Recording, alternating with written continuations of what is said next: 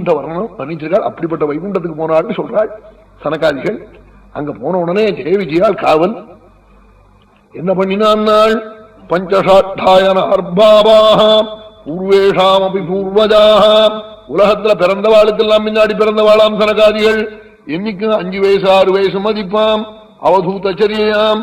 இவாளை பார்த்து பிடித்தான் வீட்சபாதரசனானி குமாராணி விருத்தாந்தசார்த்த வயசோ வீதாத்மதத்வானி கோத்ரேண கலயதாம் அபதர்ஷனாம் ஸ்தௌ தேஜோ விகஜ்ய பகவத் பிரதிகூலசீலௌ.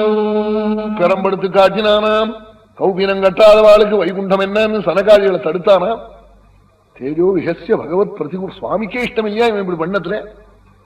உடனே அவளுக்கு என்ன ஆச்சுன்னா காமானுஜேன சகசா தா உபப்ளுதாட்சாக, கண் கொஞ்சம் அப்படி செவந்துதான் சனகாதிகளுக்கு. காமனுடைய தம்பின்னா கோபம்னு அர்த்தம். கொஞ்சம் அதனால சூரியஷ்ட மாமன்யுஷ்ட மன்யுபதேஷ்டான்னு சொல்றோம் இல்லையா, மன்யுபத்தின்னு சொல்றது. ஆமா, சூரியஷ்ட மாமன்யுஷ்ட மன்யுபதேஷ்ட மன்யுகிருதேபியா, அந்த மன்யுபத்தின்னு காமத்துக்கு பேரு. பத்தின்னா அண்ணான்னு அர்த்தம்.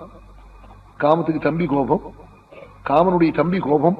கோபம் வந்தானா என்ன சொன்னான்னா, நீங்கள்லாம் இப்படி கழிய எடுத்து காட்டி உள்ள வரவாள பகவத் தரிசனத்துக்கு வரவாள தடுக்கிற பயங்கள்லாம் பூலோகத்துல இருக்கணும், வைகுண்டத்துல இருக்கக்கூடாது.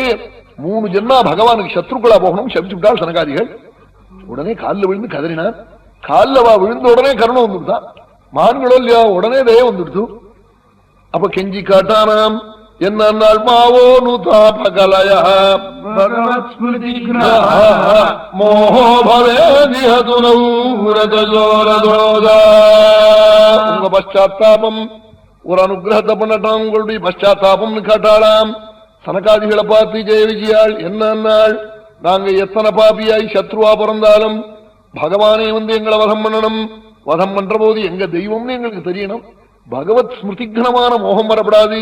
பகவத் ஸ்மிருதிக்னோ மோஹோ பவேதிஹதுனௌ மாவோ நுதாபகலயா பகவத் ஸ்மிருதிக்னா மோஹோ பவேதிஹதுனௌ ரஜதோ ரதோதா. எத்தனை கீழ்பட்ட யோனியிலே தாங்கள் ஜென்மாவை அடைஞ்சாலும் பாதகம் இல்லை. பகவத் ஸ்மிருதிக்னமான மோகம் வரப்படாது. கடைசியில பகவான் தெரியணும் நாளாம். அப்படி சொன்னாளா? அவதான் ஹிரண்யாட்சன் ஹிரண்யகசிபா வந்திருக்கான். இப்போ